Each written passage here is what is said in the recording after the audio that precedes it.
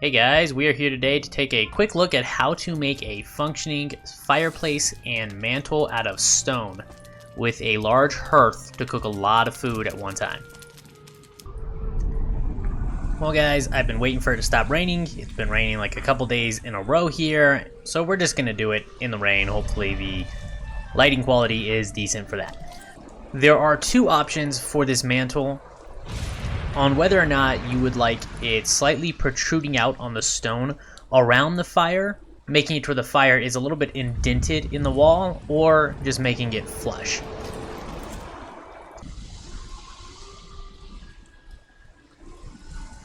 Now, if you're going to make it flush, what you want to do is take 1x1 wood pieces and line the entire first section of your 2-space opening, and then you'll take stone floors and place them after those, and then line the little 1x1 section at the back with wood floors. And that will allow you to line up your 2x1 stone walls on the stone part like that, and place the hearth even with that to where you have wood floor in front of it. Now if you are going to go with the slightly indented fire, which is what I'm going to show you here, you're just going to fill both slots with stone flooring. That way the small section in front of the fire is stone on the floor, and then you will take your 2x1 stone walls and start at the front edge of the stone floor. And you will require at least 4 spaces wide for this fireplace. You can do it wider and just go wall to wall, or just do it 4 spaces wide and be able to walk beside your fireplace on either side. But it requires a minimum of 4. And what you'll do is both sides of it, the right and left, you will place 2 stone pieces like that, and then 1 in the back, leaving a 1x1 gap behind it.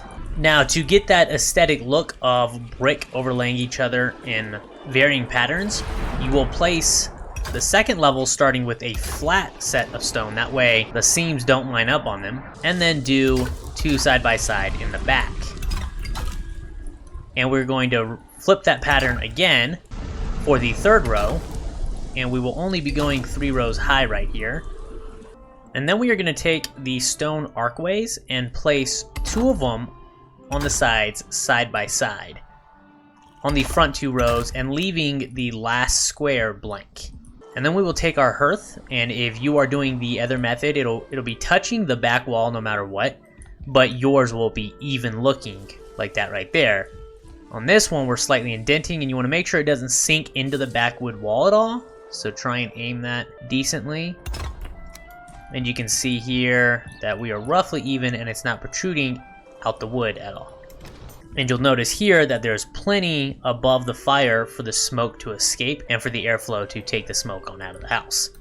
So the building needs to be 1.5 spaces tall to match up correctly with the stone and make the archways above your head. Now, if you are building a fireplace mantle like this in a building that is taller, you can do the same system and just kind of have it exposed over the top, but this height works the best with disguising the chimney from the interior. What we'll do to make the chimney is you'll see that there's a split direct center above our fireplace on the back wall, and we can't place a chimney center on that. So we're going to place small 1-meter wood beams along the back to give us a new grid to snap on. And now we can snap a full-size piece there and make ourselves a square chimney outlet. And we are going to go 2 stories high around the whole chimney with full wood walls. And then we are just going to add half beams to the top of the chimney, place a wood beam on either side, and then we'll place 26-degree cross pieces along the front and the back. Once those are in place, you can stick a 45-degree peak piece right between them, and the top of your chimney is done. Now, the only part of the chimney you might want to adjust is you can see the bottom of the post there look a little funky going into the walls like that, so you can just throw on some corner pieces to make it look aesthetically better. And then before we close up the roof, what we're going to do is take some stone stairs and place them on either side of the house as little angle pieces to match up with the roof. And then we can put a couple more stone walls along the top of the front archways on the first 2 rows, and then place 1 more set of stairs on top of those, all angled.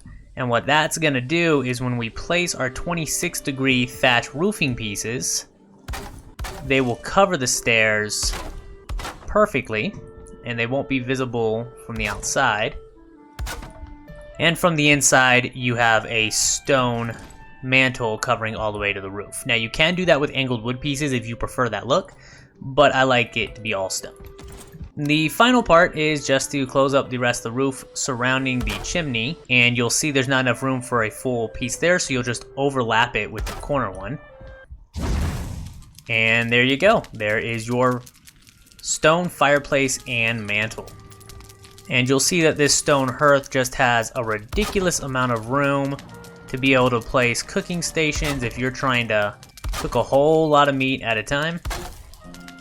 And you could probably even fit more than that, depending on how much you like it to look aesthetically. And then I'm going to show you two kind of neat things that you can do. These are not my own ideas. I just saw them on the Reddit for Valheim, and I thought people should know. If you don't care about the look necessarily, you can stack cooking stations.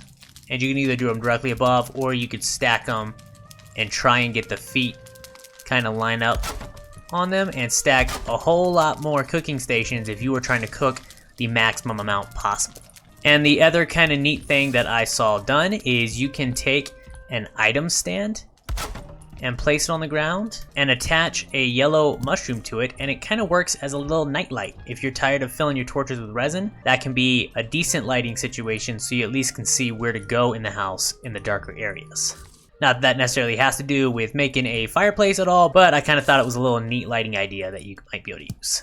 And you will notice a big difference with the hearth and your regular fire. I said it in my original chimney video that the regular fire can make it about 4 spaces away from it, and you had to be within 4 spaces in order to get the warm buff. However, the hearth can go and give you the warm buff from about 1, 2, 3, 4, 5, almost 6 spaces, and you still have the fire buff. So your bed can be quite a bit farther away. And you can see here, you can be cooking all the way up on the fire, and you're still having no smoke inhalation happen on your character. That way, whenever you take food off of there, you can get the back row without any issues or problems. I've made quite a few fireplaces and chimneys so far in this game with some different styles, and I will say that this stone mantle with the hearth seems to vent smoke out maybe the best of any of the ones I've used. Well guys, there you go. That's a quick fireplace and mantle made out of stone with a functioning chimney for a small cabin or for a larger Viking home. I hope it was helpful to you. If you're interested in seeing more videos on Valheim, make sure you hit that subscribe button down at the bottom. Thanks for watching. I will see you next time.